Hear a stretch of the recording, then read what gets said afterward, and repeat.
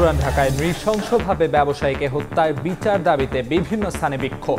গ্রেফতার ৫, কঠোর শাস্তি নিশ্চিতের আহ্বান বিএনপির, দল থেকে ৫ জন বহিষ্কার।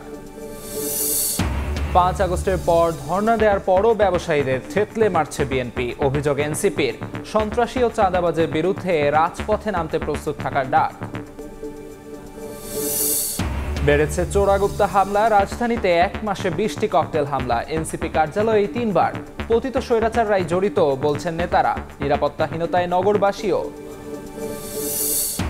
ইঞ্জিন সংকটে ভুগছে রেলওয়ে পূর্বাঞ্চল। ৭২টির বিপরীতে মিলছে ৫৩টি। ২ রুটে ট্রেনে ১.৫ ঘন্টার শিডিউল বিপর্যয়। খুঁড়িয়ে চলছে কন্টেইনার তেলবাহী রেলও। এবং আগামী বছর থেকে ফিটনেস সার্টিফিকেট ছাড়া হজ করতে পারবেন না বাংলাদেশিরা, সিদ্ধান্ত সৌদির। প্রাক নিবন্ধনের আগেই প্রক্রিয়া সম্পন্ন করার তাগিদ হাবের।